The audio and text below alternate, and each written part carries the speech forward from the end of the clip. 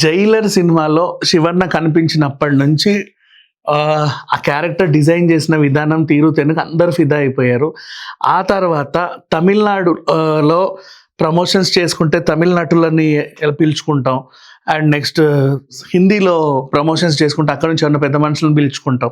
కానీ కన్నడకి వెళ్తే మాత్రం ఖచ్చితంగా శివన్ననే అందరూ పిలుచుకుంటున్నారు. అది ఎప్పటినుంచో, మొన్న కన్నప్ప ప్రమోషన్స్‌లోనూ మోహన్ బాబు గారు శివన్ననే పిలుచుకున్నారు. ఇప్పుడు అఖండ ప్రమోషన్స్‌లోనూ బాలయ్య గారు శివన్ననే పిలుచుకున్నారు. శివన్న ఉంటే అదొక నిండుదనంగా ఉంటది. ఆయనకున్న క్రేజ్ కూడా అలాంటిది. కాబట్టి ఆయనని ఎంచుకున్నారు. అండ్ వాళ్ళ ఫ్రెండ్‌షిప్ కూడా ఉంటది కదా ఎప్పటినుంచో. ఇకపోతే ఆ వేదిక పైన శివన్నని, బాలయ్యని చూసిన తర్వాత ఆ రోజు మీరు బాగా గుర్తుంటే వర్షం కారణంగా ఆ ఈవెంట్ మధ్యలోనే ఆపేయాల్సొచ్చి గబగబా చేయాల్సొచ్చింది. అయినప్పటికీ శివన్న అండ్ బాలయ్య కాసేపు ఒక 5-10 నిమిషాలు మాట్లాడి వీళ్ళనందరిని నిరుత్సాహపరచొద్దని చెప్పి వెళ్ళారు.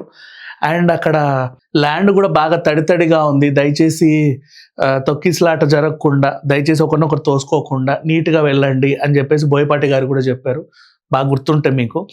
అయితే ఆ తర్వాత ఏమైందంటే సినిమాలో ఇప్పుడు ఒక క్వెషన్ అన్నమాట. ఈ మధ్య కాలంలో ఇప్పుడు 'హనుమాన్' సినిమా వచ్చింది. హనుమంతుడు ఎవరు అంటే పార్ట్ 2లో మనం రిషబ్ శెట్టి అనుకున్నాం. నెక్స్ట్ మొన్న 'మిరాయి' వచ్చింది. శ్రీరాముడు ఎవరు అని అందరూ చూశారు. బట్ అందులో కూడా సరిగ్గా చూపించలా.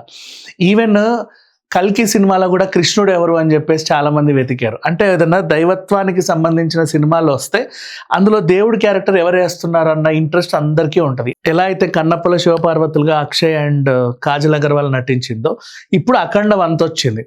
సనాతన ధర్మం గురించి చెప్తున్నారు. అండ్ నెక్స్ట్ చిన్నపిల్లల నుంచి పెద్దవాళ్ళు అందరూ చూడాలంటున్నారు. అఘోరా క్యారెక్టర్లో బాలయ్య ఆల్రెడీ తెలుసు. మురళీ కృష్ణ అనే క్యారెక్టర్లోనూ బాలయ్య అందరికీ తెలుసు.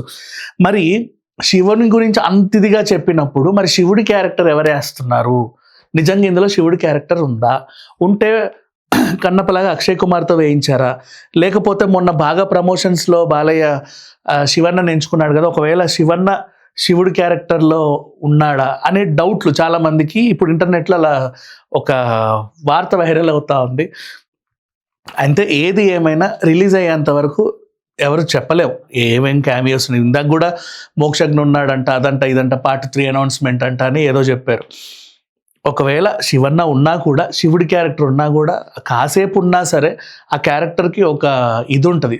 మీకు చెప్తా, దైవత్వంతో కూడిన సినిమాలు రెగ్యులర్గా ఎలా డిజైన్ చేస్తారంటే, హీరో చేతుల్లో ఇంకా లేదు, తన పరిధి దాటిపోయింది, ఇంకా ఏం చేయలేని పరిస్థితుల్లో డైరెక్ట్ దేవుడే దిగొచ్చి శత్రు సంహారం చేసి వీళ్ళకి సపోర్ట్ చేస్తూ ఉంటాడు. ఇలాగే కదా మనం అన్ని సినిమాలు చూసాం.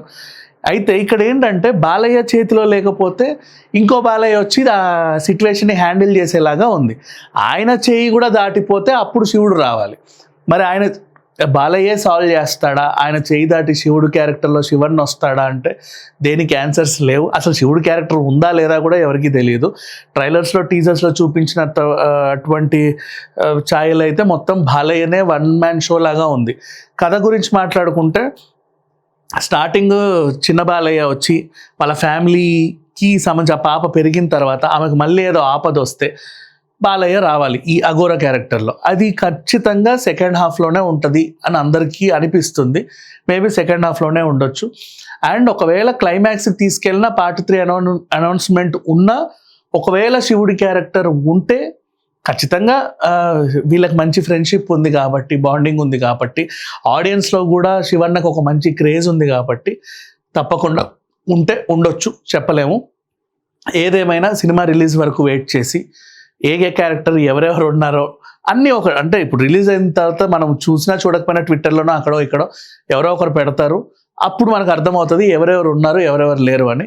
కాసేపు ఓపిక పెడితే థియేటర్స్లో సినిమాలు రిలీజ్ అయిపోతాయి. ఆల్మోస్ట్ బుకింగ్స్ కూడా ఓపెన్ అయిపోయాయి బుక్ మై షోలో. ఇవాల్టి రాత్రి నుంచే ప్రీమియర్స్ పడుతున్నాయి. రేపు ఎర్లీ మార్నింగ్ నుంచే సినిమాలు సందడి చేయబోతుంది. ఈ వీకెండ్ మొత్తం అఖండ మానియానే ఉండబోతుంది.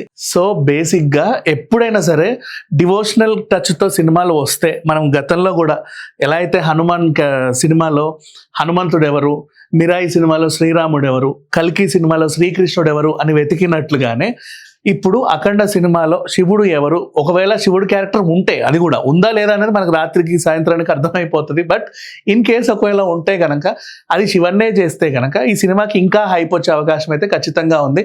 Already Balayya dual role and మిగతా బోయపాటి మాస్ యాక్షన్ అండ్ పైగా తమను మ్యూజిక్తోనే థియేటర్లు పేలుతాయి.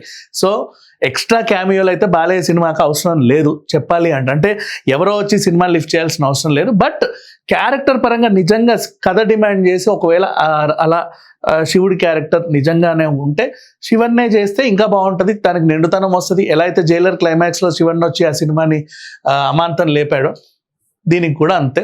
శివుడి క్యారెక్టర్లో శివన్న ఉన్నాడా లేదా సాయంత్రం ఎవరన్నా ఫస్ట్ ప్రీమియర్ షోలు చూస్తే కనుక మీరు కింద కామెంట్ షోలో పెట్టండి. లేకపోయినా పర్వాలేదు, ఉన్నా పర్వాలేదు. మనం చూసేది అఖండ బాలయ్య కోసమే కదా వెళ్ళేది. అండ్ శివుడిగా శివన్న ఉన్నాడా లేదా మీరు కూడా కామెంట్లో చెప్పండి. Thank you so much.